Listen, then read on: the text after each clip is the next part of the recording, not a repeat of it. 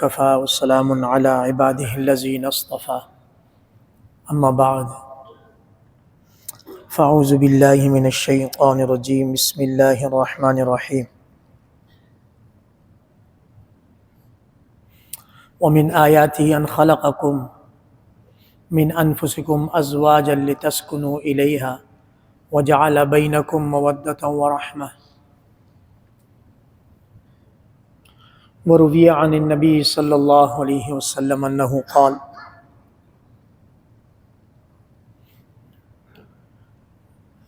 ألا خيركم لأهلي وأنا خيركم لأهلي أو كما قال عليه الصلاة والسلام۔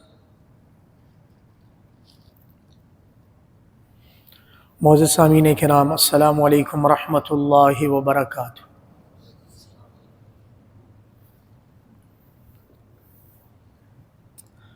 درود شریف پڑھ لیتے ہیں۔ اللہم صلی علی محمد وعلی آل محمد کما صلیت علی ابراہیم وعلی آل ابراہیم انک حمید مجید۔ اللہم بارک علی محمد وعلی آل محمد کما بارکت علی ابراہیم وعلی آل ابراہیم انک حمید مجید۔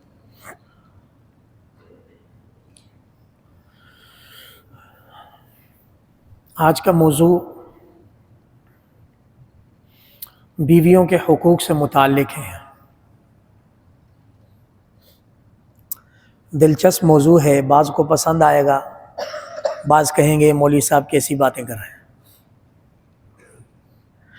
بعض جو شادی شدہ ہیں وہ آج کا بیان سن کے اللہ کی ذات سے امید ہے ان کے تعلق میں مضبوطی اور پختگی آئے گی، اور بعض کہیں گے مولوی صاحب یہ جو باتیں آپ نے کی ہے یہ تو ہمارے لیے مشکلات کھڑی کر دیں گے۔ جو شادی کے قریب ہیں سوچنے لگ جائیں گے بھائی مولوی صاحب نے کیا باتیں کر دی، اور جو چھوٹے بچے ہیں ان سے آج معذرت کے ساتھ آج ان کے شاید کام کی کوئی بات نہ ہو، لیکن آگے چل کر یہ باتیں ان کی زندگی میں آئیں گی۔ دیر سویر سے ہی نکاح ہو جاتا ہے، بعض نہیں بلکہ زیادہ پڑھے لکھے لوگ آج کل تعلیم کو ترجیح دیتے دیتے لڑکے بھی اور لڑکیاں بھی جب تک ماسٹرز یا اس کے بعد کوئی خاص ڈپلومہ یا ایم فل نہ ہو جائے وہ بولتے ہیں ابھی لڑکا پڑھ رہا ہے لڑکی پڑھ رہی ہے، اور پھر اس اسٹینڈرڈ کا رشتہ ملنا مشکل ہو جاتا ہے، پھر پریشانی ہو جاتی۔ دیر سویر سے ہی نکاح ہو جاتا ہے، بہتر یہ جلدی ہو جائے، رزق نصیب کا ملے گا، والدین کی تربیت، انسان کی اپنی فطرت، یہ ساری چیزیں کارآمد ہیں۔ میری یہ بات کہ دیر سیر سے ہی نکاح ہو جائے گا یہ میں اس لیے کہہ رہا ہوں کہ آج نماز جمعہ کے بعد کینیڈا سے ایک کپل آ رہا ہے۔ کہاں سے؟ کینیڈا سے۔ دولہے کی عمر ہے 1968 میں وہ پیدا ہوا ہے، 56 سال عمر ہے اس کی۔ دلہن کوئی 45-46 کی ہوں گی، تو آج نکاح کرنے جا رہے ہیں، یہاں نکاح ہوگا انشاءاللہ۔ زندہ دل لوگ ہیں، نکاح کرتے ہیں، آپ لوگ پتہ نہیں کیا کرتے ہیں، سوچتے ہی رہ جاتے ہیں یار نکاح کب کرنا ہے، اگلے سال کرنا ہے، اس سے اگلے سال کرنا ہے۔ بچوں کے ٹانگوں پر کھڑے ہونے ہوگا، انتظار کرتے ہوئے اس کی سفید بال آ جاتے ہیں۔ قرآن و حدیث نے انسان کو اس رشتے کے ساتھ مکمل بولا ہے۔ یہ انسان اس وقت مکمل ہوتا ہے جب تک اس کے ساتھ ایک عورت لگے گی۔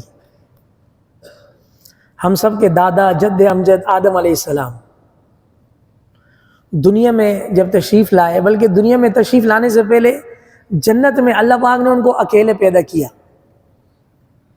جنت میں اللہ پاک نے ان کو، اور ایک زمانہ انہوں نے اکیلے گزارا جنت میں۔ وَفِيهَا مَا تَشْتَهِيهِ الْأَنفُسُ وَتَلَذُّ الْأَعْيُنُ۔ جنت کی ڈیفینیشن، جنت کی تعریف یہ ہے کہ جو چاہیں گے چاہت پر ملے گا۔ امیجن حاضر، نہ کوئی بیٹری چارج ہے، نہ کوئی وائی فائی چاہیے، نہ کوئی فوڈ پانڈا پر آرڈر کرنے کے لیے انٹرنیٹ چاہیے، کلک بھی نہیں کرنا، جو تھنکنگ وہ سامنے حاضر۔ یہ جنت کی تعریف ہے۔ کہ جنت کی آدم علیہ السلام نے ایک زمانہ جنت میں اکیلے گزارنے کے بعد اللہ سے درخواست کی، یا اللہ میں اکیلا جنت میں تنگ ہو رہا ہوں۔ میں نے آپ سے کہا تھا آج کا بیان انٹرسٹ ہونے جا رہا ہے، دلچسپ ہونے جا رہا ہے۔ جنت اللہ پاک کی رضا کا مقام ہے، جس کے لیے دنیا میں ہم 60 سال 70 سال جتنی بھی ادھار زندگی ہے، اس کو اللہ کی رضا میں گزارنے کے بعد جس مقام پر پہنچ جائیں گے اس کا نام جنت ہے۔ ہمارے جد امجد جنت کی لائف میں چند عرصے بعد یہ سیرت کی کتابوں میں یہ پیراگراف موجود ہے، تو اللہ رب العزت نے ان کی دلجوئی کا، دل جمی کا، ان کی دل لگی کا سامان کیا اما حوا کو پیدا کر کے۔ بات سمجھ آ رہی ہے؟ میری آج کے بیان کا خلاصہ ہی یہ بات ہے کہ آدم علیہ السلام کو اپنے جذبات شیئر کرنے کے لیے، اپنی تنگی کو، اکتاہٹ کو دور کرنے کے لیے ایک رفیق حیات کی ضرورت تھی، جو اللہ پاک نے کراس جنس سے پیدا کی۔ کس سے پیدا کی؟ تو فطرت نے LRGBT کا خاتمہ کر دیا تھا جنت میں ہی، کہ انسان کی داد رسی، دل لگی مرد کی خاتون کے ساتھ ہی ہو سکتی ہے، مرد کی مرد کے ساتھ، عورت کی عورت کے ساتھ نہیں ہو سکتی۔ اگر کوئی کہے گا تو جھوٹ کہے گا، فطرت کے خلاف کرے گا۔ اب آ جاتے ہیں اپنی زندگی میں۔ ہمارے لیے عائلی زندگی، شادی شدہ زندگی، مشعل راہ، اسوہ حسنہ، بہترین مثال میرے اور آپ کے آقا سید الاولین والآخرین محمد مصطفیٰ صلی اللہ علیہ وسلم۔ امت تک اپنی نجی زندگی کے حالات پہنچانے کے لیے نبی کریم صلی اللہ علیہ وسلم نے مکہ مکرمہ میں ایک نکاح کیا۔ پھر جب تک سیدہ خدیجہ رضی اللہ تعالیٰ عنہ زندہ رہیں، دوسرا نکاح نہیں کیا۔ ان کے انتقال کے بعد 50 ہجری کے بعد دوسرا نکاح کیا، یعنی 25 سال کی عمر میں اپنے سے بڑی 40 سال کی عمر کی خاتون کے ساتھ نکاح کیا، جن کی پہلے 2 شادیاں ہو چکی تھیں۔ تیسرا نکاح نبی کریم صلی اللہ علیہ وسلم کے ساتھ ہوا۔ اس ایک خاتون پاکیزہ کے ساتھ 25 سال گزارے ہیں۔ کتنے؟ اور کیا ہی عمدہ گزارے، کیا ہی۔ نبی کریم صلی اللہ علیہ وسلم کی تقریباً ساری اولاد خدیجہ رضی اللہ تعالیٰ عنہ سے، باقی جو جتنی شادیاں ہوئیں 10 شادیاں، ان میں سے نبی کریم صلی اللہ علیہ وسلم کی اولاد نہیں ہوئی۔ حضرت ماریہ قبطیہ کے بارے میں آتا ہے کہ ان سے حضور کے ایک بیٹے پیدا ہوئے، مدینہ منورہ کے مضافات میں، چھوٹی عمر میں ان کا انتقال ہو گیا۔ یہ باتیں میں اس لیے کر رہا ہوں کہ غلطی سے ہم لوگوں کے دماغوں میں اپنی وائف کو لے کر، اپنی گھر والی کو لے کر کچھ غلط سٹینڈرڈز بنے ہوئے ہیں، غلط معیار بنے ہوئے ہیں، غلط توقعات، خاندانی، اخلاقی، علاقے کی روایات، یہ وہ پے در پہ نتیجہ زندگی پریشانیوں کا مجموعہ۔ اصولی بات یہ یاد رکھیں کہ جب کسی مرد کی خاتون سے شادی ہوتی ہے، نکاح ہوتا ہے، تو اصل میں ان دونوں کا رشتہ ڈیولپ ہوتا ہے۔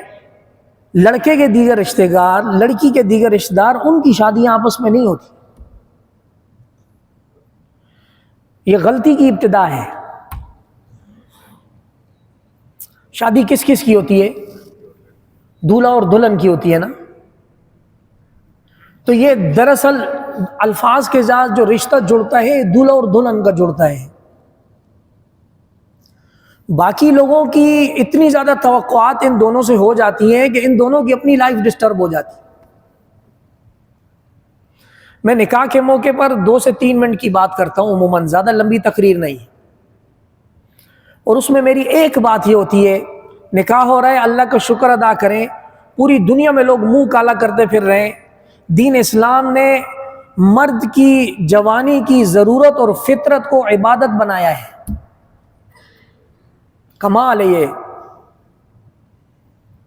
دوبارہ کہوں، دین اسلام نے مرد اور عورت کی جوانی کی فطرتاً ضرورت کو عبادت بنایا ہے. یہی بات ہے کہ حضور نے فرمایا نکاح من سنتی فمن رغب عن سنتی فلیس منی. اب ایک طرف یہ حدیث نہ بھی ہو، انسان مرتا پھر بھی نکاح کرتا، لیکن رحمت للعالمین نے اپنے بہترین اسوہ حسنہ کے ذریعے اس فطرتاً ضرورت کو عبادت بنا دی. ایک بات یہ. دوسری بات، اس موقع پر لڑکی والے اور لڑکے والے دونوں ہوتے ہیں، اور اتفاق سے تقریباً پاکستان میں سب سے یونیک نکاح کا سسٹم ہمارے پاس ہے.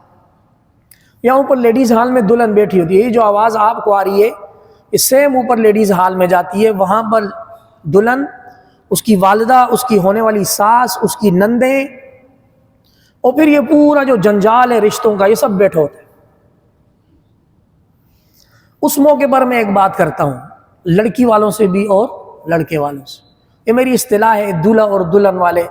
ان سے میں واسطے دینا ہوں، خدا کا واسطہ، اس دولہا اور دلہن کو کچھ دنوں کے لیے پرائیویسی دے دیں. ہمارا المیہ یہ ہے بر صغیر میں، پاکستان میں، جیسے ہی کوئی نیا جوڑا نکاح کے رشتے کے بندھن سے منسلک ہوتا ہے، ہم لوگوں کی دوربینیں نکل کے ان پر لگ جاتی ہیں.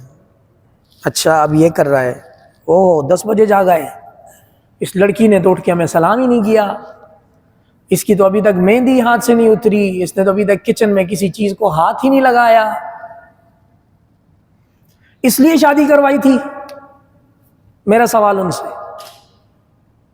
ماں تلاش کرتی ہے اپنے بچے کے لیے سب سے اچھا رشتہ، لڑکی والے دیکھتے ہیں لڑکا اچھا، یہ وہ. نکاح کے بعد یا رخصتی کے بعد واللہ عالم ان رشتوں کو کون سی نظر کھا جاتی ہے، ان کو ہو کیا جاتا ہے. دولہے والے بھی اور دلہن والے بھی دونوں توقعات کے پہاڑ کھڑے کر دیتے ہیں کہ اب یہ ہمیں رسپیکٹ کرے گا لڑکا، یہ ہمیں سلوٹ مارے گا، یہ ہماری دہلیز پر پتہ نہیں کیا کرے گا. لڑکی سے عجیب عجیب کی توقعات ہونے لگ جاتی ہیں، جیسے کہ سارے گھرانے کی شادی اس ایک بندے سے ہوئی. یہ غلط ہے. آپ ایک نئے جوڑے کو اپنی خاندانی اقدار، ہمارے خاندانوں میں یہ ہوتا ہے، ہمارے ہاں یہ ہوتا ہے، ہمارے ہاں وہ، بھائی پلیز پہلے آپ ان کو ہفتہ 10 دن 20 دن ان کو آپس میں ان کے مزاج ملنے کے لیے تو چھوڑ دو. پہلے وہ ایک دوسرے کو سمجھ لیں، پھر وہ آپ کی کیئر کریں گے. اگر وہ ایک دوسرے کو ہی نہ سمجھے تو وہ آپ کی ایسی تیسی کریں گے. پھر آپ کہیں گے لڑکی آئی تھی اور ہمارے جورو کو غلام بنا دیا. جورو کا ہمارا لڑکا تو جورو کا غلام ہو گیا. میں کھلی باتیں اس لیے کر رہا ہوں میرے بزرگوں، یہ المیہ ہے. ڈیلی فون کالز پر واٹس ایپ کے ذریعے نکاح طلاق کے اتنے مسائل ہیں، تنگ آ چکے ہیں. اوپر سے ہمارا سوشل میڈیا کھلے الفاظ کے ساتھ، ہمارے جتنے بھی ڈرامے ہیں یہ طلاق کی فیکٹریاں ہیں. ایک لڑکی کو 10 لڑکوں میں انگیج کرتے ہیں. وہ طریقے سے کہتے ہیں کہ کیسے ایک کے ساتھ ریلیشن شپ میں رہتے ہوئے 5-6 کو کیسے پھنسانا ہے. اور بھی یقین نہیں آتا تو کوئی ایک ڈرامہ پورا دیکھ لیں، آپ کو سمجھ آ جائے گی. ڈراموں کی وجہ سے زندگیاں اجیرن ہیں، کوئی سبق نہیں ہے اس میں. یہ جتنی بھی خواتین ڈرامے دیکھ رہی ہیں یہ مردوں کے لیے پریشانی بنا رہی ہیں. یا تو وہ اس سے فیشن سیکھ رہی ہیں، جیسے میاں گھر میں آتے ہیں، اجی اس سنڈے کو وہاں جائیں گے، مجھے وہ دلا دیں. کہاں دیکھا بھائی؟ ڈرامے میں دیکھا ہے. ستیہ ناز ویسے ڈرامے کا خرچہ کھول دیا. اچھی خاصی زندگی چل رہی تھی، وہ ایک خاتون نے کوئی چیز پہن لی، اب جاؤ دلاؤ اس کو بھی. ہاں یہ میٹھا میٹھا کڑوا کڑوا سچ ہے. اس سے عجیب بات، آج کل کا میڈیا نوجوان لڑکیوں کو خاص طور پر اپنے میاں سے بدظن کرتا ہے کہ میری جہاں شادی ہو گئی یہاں نہیں ہونی چاہیے تھی، میں غلط لوگوں میں آ گئی. میں کن میں آ گئی؟ میری شادی تو فلاں جگہ ہونی چاہیے تھی، لہٰذا اس کے لیے پھر عورت ذات کوشش شروع کرتی ہے۔ کتابوں میں یہ لکھا ہوا ہے کہ جب کبھی عورت ذات گھر سے بن سور کر ٹکا کے گھر سے باہر نکلتی ہے، اس کے ذریعے ایک نہیں 10 اور کو پھانسوں گا۔ ایک سے ایک شکار کرنا تو کمال نہیں ہے، ایک سے 10 کو قابو کرنا کمال ہے۔